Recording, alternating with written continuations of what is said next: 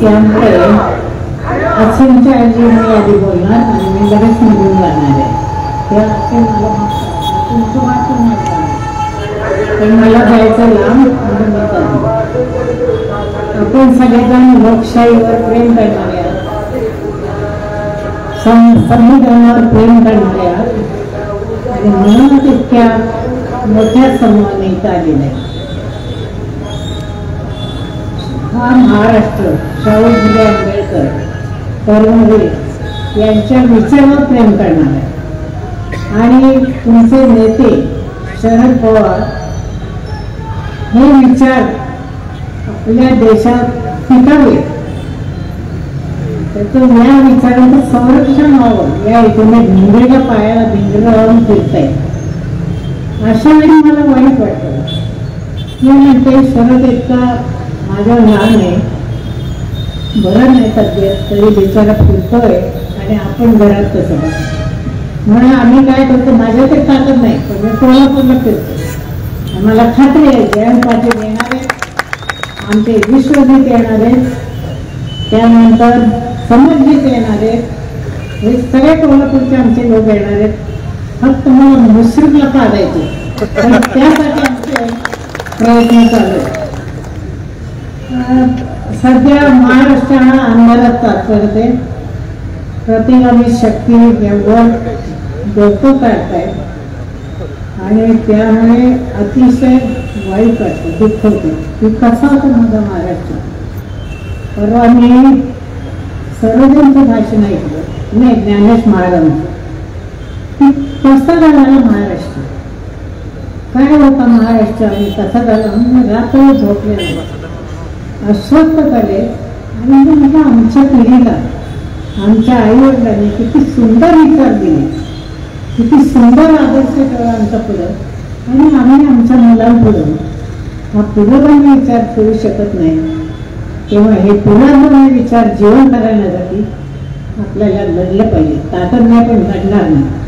दुसरी गोष्ट ही बीजेपीची विषवल्ली लक्षात घ्या, अत्यंत नालायक लोक आहे.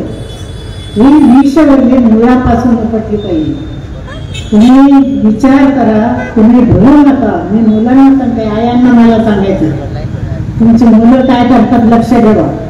त्या भिड्याच्या पायपात जात नाहीत ना, तिकडे लक्ष ठेवा. हा भिड्या लोकांना मुलांना शाळेला पैसे देतो, दारू देतो आणि प्रचार करा म्हणतो बीजेपीचा. आणि ही मुलं आपली तरुण मुलं त्याच्या कळपात सापडत आहेत. मी आमच्या कॉलेजमध्ये अतिशय विद्यार्थ्यांना जागृत केले. तेव्हा हे आयाम लक्षात ठेवलं पाहिजे की आपला मुलगा मोबाईलमध्ये काय करतो, आपला मुलगा कुणाच्या संगतीत आहे हे लक्ष ठेवा. अन्यथा ते ठाणे जर पुन्हा आले तर भारताचं वाटण आपली लोकशाही मरून जाईल. शाहू फुले आंबेडकर यांना हे फायदाही होते. इतके नीच लोक आहे. तेव्हा कृपया तुम्ही बीजेपी सोडून कुणाला मत द्या. आता एक चिन्ह माझी काही पाठ नाही. दुसरी गोष्ट की अशी आणि ज्ञानेश महाराज, निरंजन टकले, निखिल वाबळे देशभर फिरत आहे. आणि परवा आमच्या कोल्हापूरला आलं, मी म्हणलं अशी कृपया बारामती करा, तुम्ही बारामतीला जागा करूया. आपण तिथे बिचारे माझ्यासाठी शरद पवारांसाठी इथं आलेले त्यांचे मी आभार मानते. हे अंधारातले प्रकाश किरण आहे, आशेची किरण आहे. आणि त्यामुळे मला तर वाटतं त्यांचं संरक्षण करावं, त्यांनी बॉडीगार्ड ठेवावे. कारण हे इतके दुष्ट लोक आहेत. दाभोळकरांचा वध करायला घाबरलेले, पानसरेंचा वध करायला घाबरलेले, गांधीजींचा वध करायला घाबरलेले. आणि त्यांना ह्या अशा विचाराची माणसं चालत नाही. आणि त्यामुळे तुम्ही कृपया संरक्षण घ्यावं असं मला वाटतं. आम्ही जेव्हा लहान होतो त्यावेळेला पार्क सेंटर होतं आणि त्याच्यामुळे पार्क सेंटर झालं. पण हे असं हे अंधार येऊन नव्हतं. आणि प्रभात फेऱ्या काढायचो, राष्ट्र सेवा दलात जायचो, झेंडा काठी घेऊन जातो, जनगण मन राष्ट्रगीत म्हणायचो, त्यानंतर गाणी म्हणायचो स्वामी गुरुजींची आणि मग घरी यायचो. आमच्या घरी नाना पाटील, क्रांतिसिंह नाना पाटील हे जे देशभक्त होते, चळवळ करणार, ते लपून नसायचे. असा देतो आम्ही. आमच्या आईवडील पुरोगामी विचारात होते आणि ते माळ्यावर लपून बसायचे. मी स्वतः पाहिलेले. आणि जाताना माझे आई वडील क्रांतिसिंह नाना पाटलांना धोतर जोडी, ते टोपली घालायची, टोपली आणि हातामध्ये पैसे गुपचूप ठेवून त्यांना निर्बंध. आम्हाला दम असायचा, तुम्ही आहे घरात सांगायचं नाही. मग आम्ही कधी फोन करून आलेलं, पण ते म्हाड्यावर बसायचे आणि रात्री हवेत निघून जायचे. आम्ही म्हणायचं मुलं की त्यांना पैसे का द्यायचं, नाना पाटील लोकांना ते पैसे. तेव्हा आई म्हणायची की जे समाजाचा संसार करतात त्यांचा संसार समाजाने करायचा. नाना पाटील आयुष्यभर देशासाठी लढले, त्यांचा संसार आपण करायचा. या पुरोगामी विचारातूनच माझं लग्न झालं. एन.डी. पाटलांचे माझं लग्न झालं. याचं कारण त्यांचे विचार पुरोगामी. त्यांच्याजवळ बंगाल होता, त्यांनी सांगितलं होतं मी नोकरी करणार नाही, मी वकिली करणार नाही, मी घरात पैसे देणार नाही, मी आयुष्यभर समाजकार्य करणार. तुम्हाला तुमची मुलगी द्यायची असेल तर द्या, नाही. माझी आई, आता वडील आमच्या खाली होते, माझी आई करारी होती, लढणारी होती. ते म्हणाले, मला म्हणाले घालू नको, लग्न करायचं. वडील म्हणजे तुला तर ती मुलगी वागवली, तुला काट्या पदात का ढकलायचं. तर म्हणाले नाही, आपली मुलगी पण लढवली आणि कावळे चिमण्याचे संसार कुणी करतो. तेव्हा ही लढवली आहे, तिचा आदर्श आहे पुढे माझे. तेव्हा हिचं लग्न आपण करूया आणि ते यशस्वी झालं. मी नोकरी केली आयुष्यभर आणि आमचा हा संसार सुखाचा झाला. आता दुसरं मला सांगायचं की एन.डी. पाटील हे सांगायची आवश्यकता आहे. एन.डी. पाटील आणि शरद पवार हे भिन्न पक्षाचे ते विचार करा. शेतकरी कामगार पक्षाचे एन.डी. पाटील, शरद पवार काँग्रेसचे, दोघांचे विचार भिन्न, मात्र लोकशाही, समता, स्वातंत्र्यावर विश्वास ठेवणारे. हे असे बीजेपी सारखे त्यांचे विचार नव्हते. तर धोरणामध्ये फिरत होता. काँग्रेस जरा भांडवलशाही वर्गातला होता आणि ह्या एन.डी. पाटलांचा पक्ष हा शेतकरी कामगार वर्गासाठी लढणार होता. पण तुम्ही ऐका, पण राजकारणाचे जोडे दोघे बाहेर ठेवायचे आणि घरामध्ये ठेवायचे.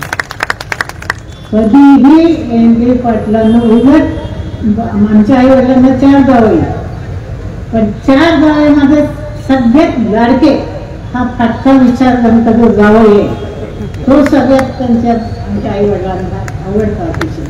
आणि त्याचं एन.डी. पाटलांचं आणि आजीच्या पाटलांचं इतकं प्रेम, एवढी गोड त्यांनी. याचं कारण दोघंही होणारे होते. दोघांचंही वाचन अतिशय होतं, दोघांनाही पुस्तकाचा नाद होता आणि दोघंही संवेदनाशील होते. दोघांच्याही डोळ्याला लगेच पाणी यायचं. आणि त्यामुळे मी कधी बारामतीला गेले की एन.डी. पाटलांना आणि पवार म्हणजे आम्ही तात्याच्या मनात ओढून यायची घरी. मग माझी आई म्हणायची, अरे काय रे, तुम्ही आम्ही आमच्याजवळ ठेवतच नाही, लगेच ओढून देतो.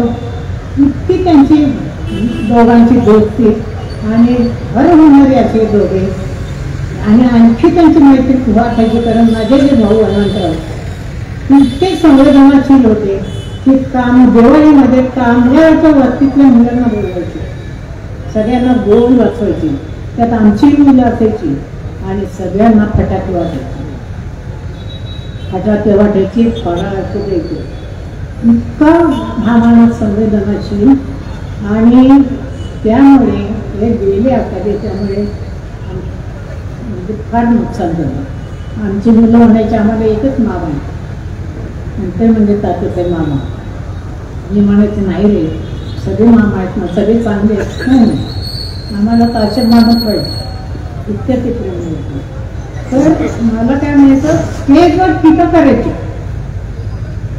एकमेकांवर एम ए पाटील तर खूपच टीका करायचे, पण त्यांनी कधीही विचार वेगळे नाती बिघडवली, एकमेकांवर प्रेम करते. आणि मला सांगायला आठवण वाटतं की बहिणीमध्ये सगळ्यात जास्त माझ्यावर नव्हतं, माझ्या संसाराकडे प्रतिबद्ध होतं. त्यामुळे मला सगळी आठवण येते, झालेली फार दुःख होते. मुलांना एवढं सांगायचे की बाबा लोकशाही तुम्ही विश्वास ठेवा, या बचावांच्या विचाराला बळी पडू नका. मला लहानपणी आठवतं उडून सापडला आणि उडतं आणि शेवटी दिवाळी मोठी ही अंजावली होती. किती छान वाटलं.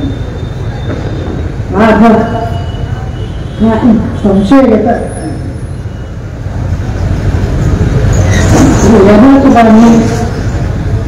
समाजात खाली एक सेवेदारात जायचो आणि जयगाव करायचो, सामग्री गाडी म्हणायचो. तर त्यातले 2 गाडी म्हणून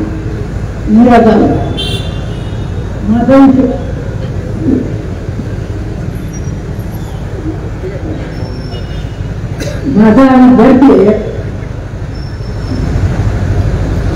चळवळीतला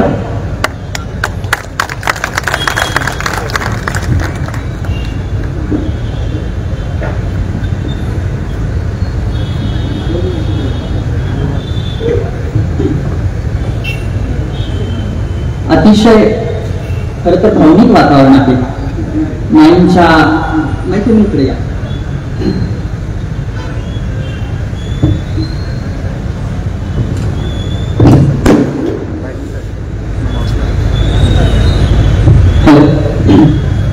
आदरणीय माईंच्या डोळ्यामध्ये आपण अश्रू पाहतो. आता माईंनी त्यांचा उल्लेख केला त्या साने गुरुजींची 2 गाणी आपण या ठिकाणी गाणार आहोत. साने गुरुजींची दुसरी ओळख म्हणजे या महाराष्ट्राने 2 पुरुषांना आई म्हटलं, एक ज्ञानेश्वर माऊली आणि त्यानंतर साने गुरुजी माऊली.